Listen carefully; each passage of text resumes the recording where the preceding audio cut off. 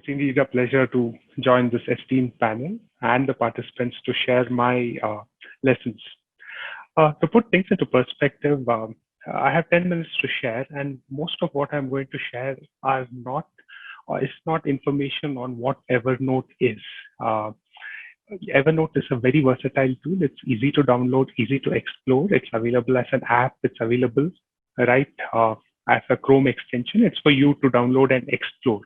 But what I'm going to share with you today is on how I have used Evernote, and more importantly, the concept of a digital note taking and how it would help us do our work and improve our lives. Now, from a learning and development perspective, this is very, very important because in today's world, learning, while we are continuously surfing the net, learning various things, we are in a state of continuous partial attention. So with continuous partial attention and multitasking, our ability to learn has come down. But there is a way to look at that, improve it, and use it to your advantage. Now, I call this is a very popular concept on the net. It goes by the acronym of BASB, building a second brain. So how do we go about doing that? When we look at the statistics that we have, most of us spend hours on our mobile. We have all tried our best to reduce the time, but somehow rather than reducing, it seems to be increasing. Now, as of Jan, it is an average of 3 hours, 40 minutes that has been recorded across the world. But after the pandemic, it is definitely much, much more. So out of the so many hours that we spend online, whereas on the mobile or through a laptop, wherever it may be, there's a huge amount of information that we are consuming. I would like to call it a fire hose of information. When a fire hose of information is coming to us, we are overwhelmed. There is only so much our hippocampus can handle. And in that, how do we make use of what is relevant to us? Now, that is where the concept of digital note-taking comes in. Now, this is a very simple but very effective diagram in explaining to us what happens if we don't record the key bits of info that would be relevant to us. I would also take another analogy of our post box at our homes where we get physical letters. Now, would we leave the letters in there? We take a letter, read it, and would we put the letter back into the post box? No, right? We would take it, look at it, action on it, or store it for reference, or most probably if it's spam, just throw it in the bin. Now, why are we not treating our brain in the same way? As David Allen, an author and a huge productivity guru, says, our brain is for having ideas, not holding them. The more we hold in our brain or think that we will hold, it has a lot of clutter. It does not help us reach our state of flow. Now, that is where your trusted system comes in. When you build your trusted system, your brain and you over a course of time have trust that this system will take care of all my information needs. And using this, I can learn more things, remember what I learned, and free up my brain to have interesting ideas. And most importantly, be 100% present in whatever activity I'm doing. Now, that is where that's where the advantage of a digital note-taking system comes in. Now, I was talking about the hours we spend on digital devices. Most of it, let's say that you're working on you're reading an article. A part of the article tells you that gives you a valuable insight. A 5-minute article could give you just 1 or 2 lines of takeaways, which would be relevant for you in your future work. That's about it. A book may have a few pages, but those are the insights that will help you go up the ladder. Now, that insights is where we think, hey, this is a good article. These lines are great. I'll have to keep this or refer to it when I want it.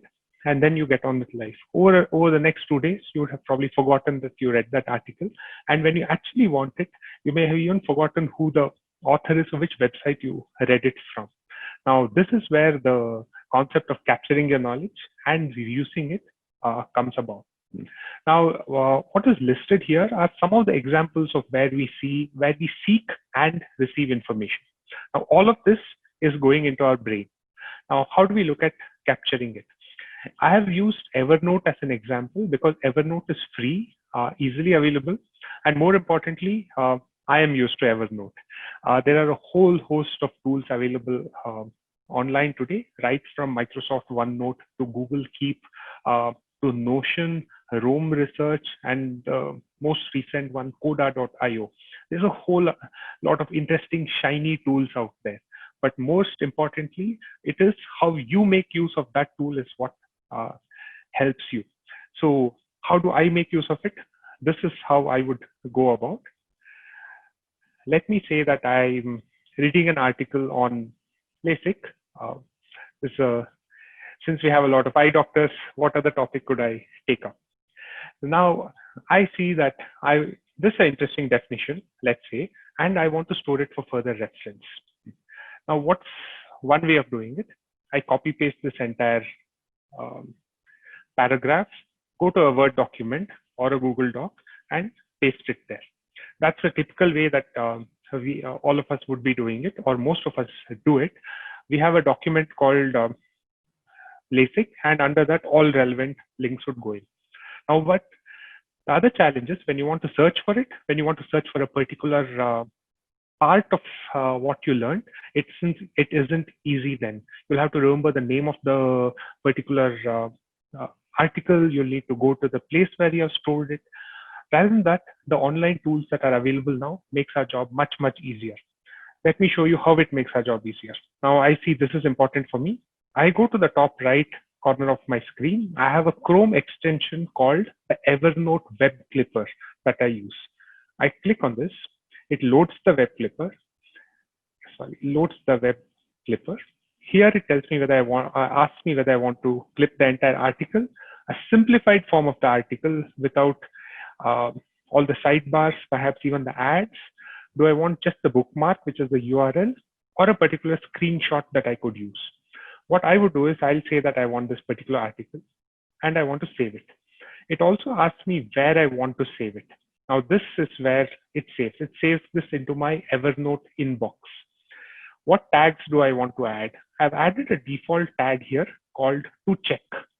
And reference storage is something that Evernote has picked up based on my past storage activities and has referred, gives it as a recommendation.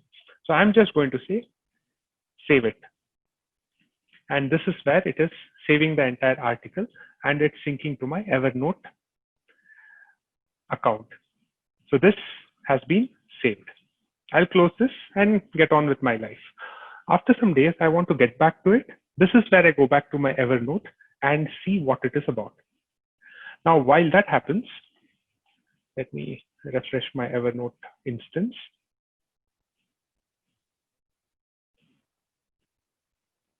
So if you see that, LASIK has come here as a snip that I have saved.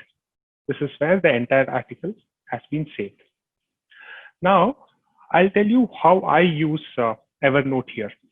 First, for those who are, let me just open a new window, evernote.com. This is the website that you use. You could log in. It has a freemium option, so there are a lot of plans. The free option is more than enough for you to explore. And if you have a lot of data over a course of time, you can decide if you want to go to a paid feature. This also has apps on your Android. It has apps as a Chrome extension. On your Mac, it's available everywhere. So now when I go to Evernote, what do? See, I've added a tag here called to check. So all the articles that I save across come here and sit in my inbox. And all of them have a tag called to check. So from my inbox, I decide where this article needs to go.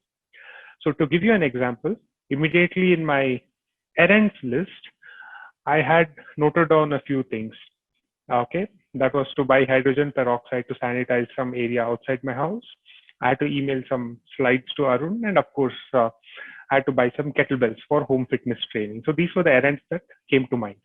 So these were the things I had put in here as a to-do. Now, second, another example is when I was surfing the net a few days back or some time back, I saw that Google has a place for us to learn Morse code. I knew Morse code when I was a kid, and I wanted to get back to refreshing and learning this So I have saved this particular link. Now, what happens here? This is the inbox, or this is like the post box where all your information comes and sits with the tag to check. Now, from here, based on the projects I'm currently working on, I will move this particular note to that particular notebook. On the left, there are 3 notebooks I have. I have archive, I have inbox, and I have projects. Inbox is the catch-all. This is where everything comes and sits. When I go to projects, this is a simple project list I did for this demo.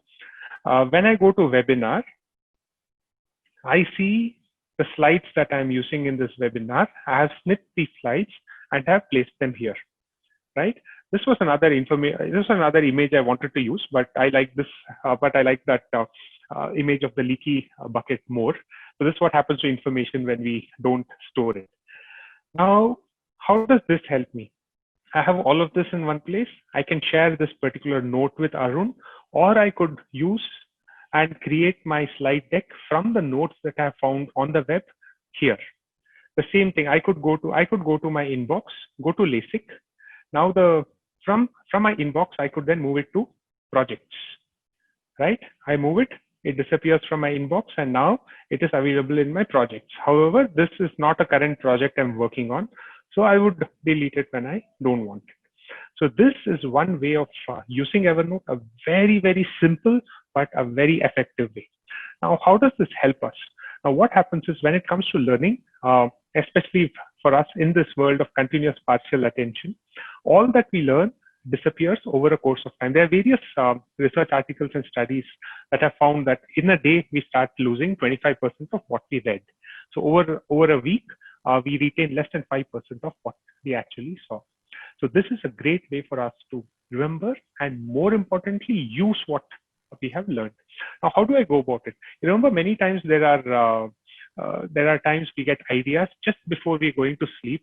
A few 2 thoughts come to our head, and we say that, okay, I'll remember to do this tomorrow. And tomorrow morning when you wake up, it's pretty much non-existent.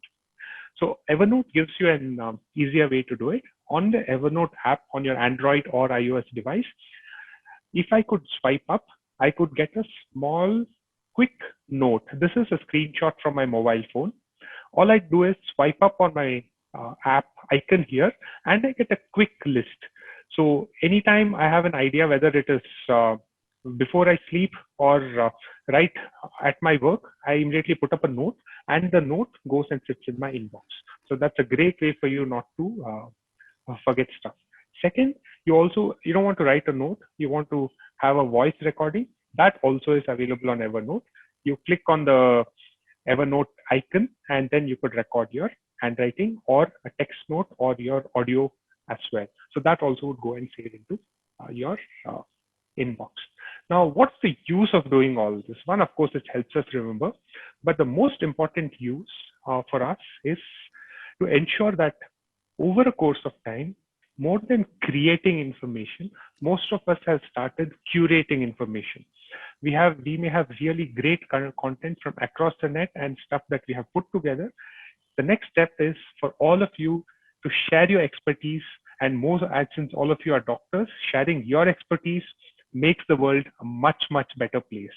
And that's a simple way of doing that is through Evernote. That's about it from me.